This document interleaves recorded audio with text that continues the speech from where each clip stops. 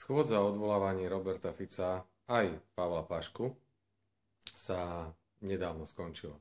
Tak dovolte pár prvých postrehov, takých úplne začerstva z celého tohto viacdňového maratónu. Odvolávali sme a debatovali sme o dôvodoch na odvolanie Roberta Fica viac než 2 dní. A ukázalo sa počas tohto odvolávania niekoľko skutočností. Predovšetkým to, že vláda Roberta Fica je zaťažená nespočetným množstvom škandálov. Že vláda Roberta Fica vytvorila systémové, korupčné a klientelistické prepojenie.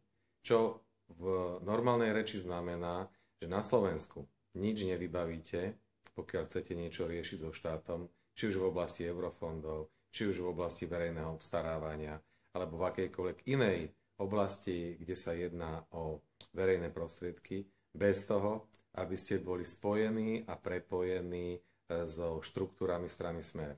Aby ste neboli spojení so špičkami vládnej strany Smer. Druhou vecou je, že vo všetkých týchto oblastiach dochádza k masívnemu predražovaniu, k viacnásobným navýšeniam kúpnej ceny až o 200%, a že takýmto spôsobom sa tunelujú verejné financie, že prostredníctvom verejnej moci, politickej moci, dochádza k parcelovaniu Slovenska, k rozdeľovaniu finančných prostriedkov pre pár jednotlivcov, ktorí tieto prostriedky získavajú. A deje sa tak vo viacerých alebo vo všetkých oblastiach ekonomiky Slovenska. Smutné je, že najviac to vidno v zdravotníctve.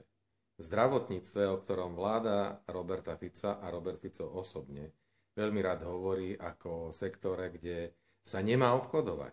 Hovorí, že zdravie nie je tovar, že Slovensko má mať bezplatné zdravotníctvo. Pričom realita je taká, že tu práve klientelistické praktiky a korupčné správanie je najhlbšie zakorenené. Ukázal to práve škandál okolo predraženého nákupu CT prístroja v nemocnici v Piešťanoch, ale aj v Trenčíne, v Martine a ďalších. Jednoducho zdravotníctvo, ktoré je finančne podvyživené, kde pacienti vôbec nedostávajú kvalitnú zdravotnú starostlivosť, naopak sa kradne a tuneluje najviac v prepojení na stranické špičky Smeru. Táto schôdza ukázala tiež to, že napriek týmto faktom, ktoré boli mnohokrát a viacnásobne preukázané, tá vládna väčšina bez hanby vie neotvoriť, to znamená zabiť v zárodku, schôdzu o odvolaní Pavla Pašku, ktorý je podozrivý z prepojenia a z priameho zapojenia do biznisu v oblasti zdravotníctva a do zneužívania svojho postavenia v tejto oblasti. Ukázala tiež, že preto bola správna stratégia, s ktorou som prišiel v mene SDK UDS, ktorou bolo, že je potrebné nielen sa venovať jednému škandálu, ale hovoriť o mnohých zlyhaniach vlády Roberta Fica a zvolať schôdzu o vyslovení nedôvery premiérovi.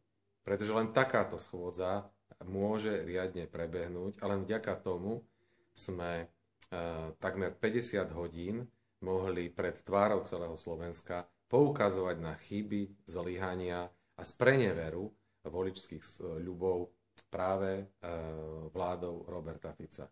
Keby sme nešli touto cestou, nič z toho by nevyšlo na povrch, pretože poslanci Smeru, bez ohľadu na to, že to ľudí trápi, bez hanby a bez začervenania neodhlasovali program schôdze o odvolaní Pavla Pašku a tým pádom by sa vôbec nemohlo diskutovať o týchto pálčivých otázkach.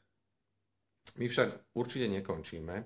Ešte tento týždeň prebehne zdravotnícky výbor, ktorý sa bude venovať tejto problematike a ktorého cieľom je preveriť všetky nákupy, ktoré realizovala firma, z ktorej prepojenia s ňou je podozrivý práve predseda parlamentu, pán Paška.